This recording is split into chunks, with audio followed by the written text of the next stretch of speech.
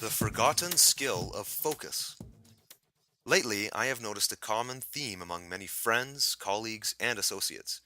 It seems we are all struggling with the same issue, the ability to stay focused on a single task for a prolonged period of time.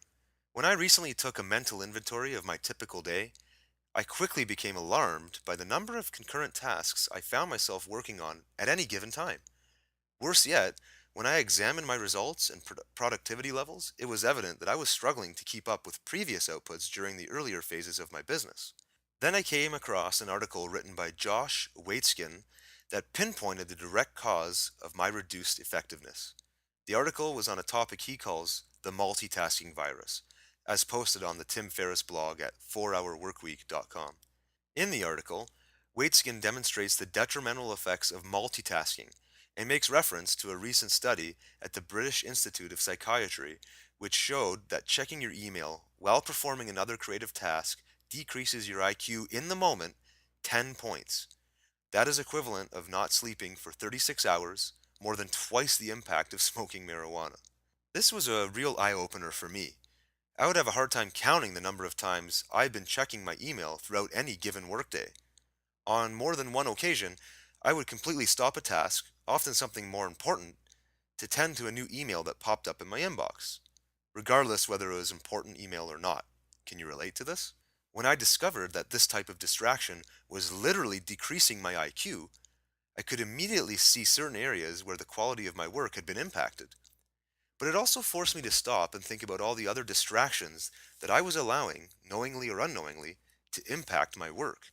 Between news and information websites, email, phone calls, instant messaging, and business research, I was probably getting distracted a minimum of 10 times a day. If you think that sounds like a high number, take a few moments right now to mentally review some of your own personal distractions. You will likely notice that they add up pretty quickly. In my case, these distractions would actually make me stop the task at hand and move on to something different.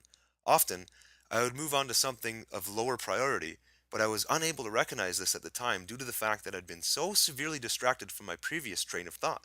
Like anyone else, I'm at my best and produce my most valuable work when I'm able to stay focused and concentrated on one item at a time. This really applies to anything we perform.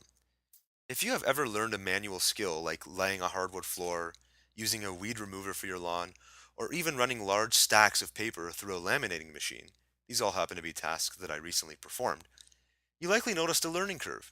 At first, you might have felt awkward and you may have even fouled up your first few attempts at the task. Gradually, though, you got the hang of it and developed a rhythm.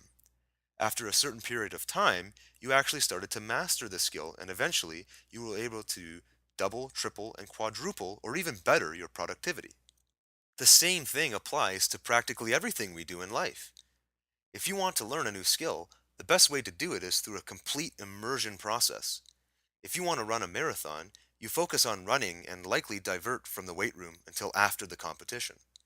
If you want to learn how to speak Spanish, your best bet is to get into a Spanish class and postpone your French class until you have mastered Spanish.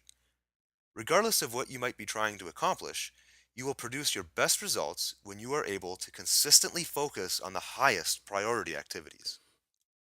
When I want to write an article, I remove myself from all distractions.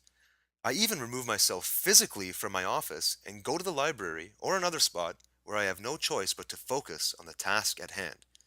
My local library happens to have neither wireless internet availability nor cell phone reception. This combination makes for the perfect cure to my typical interruptions. I am often able to complete my articles or reports in less than a third of the time it would have taken me had I been working from my office and connected to my world of distractions. An empowering discovery I made about utilizing the power of focus is that it becomes increasingly easier to stay focused for longer stretches as you develop the mental discipline. One of the six intellectual faculties of every thinking person is something called will. This is our ability to sustain concentration on one item for an extended period of time. If you think of your will as a mental muscle, you can actually grow and develop this muscle similar to the way you would develop physical muscles at the gym through frequent exercise.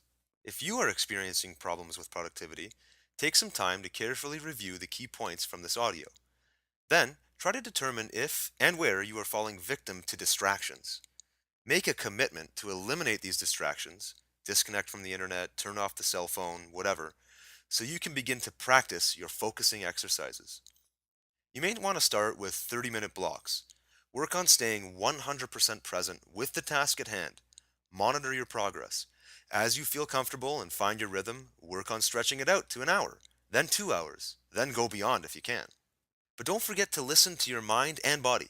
Taking breaks is absolutely critical for your long-term success. Since I often work from home, I use my breaks to drop all my work from my mind and spend quality time with my wife and kids. Whatever your situation, make sure you have an outlet to relieve your mind from your work for at least 15 minutes at a time.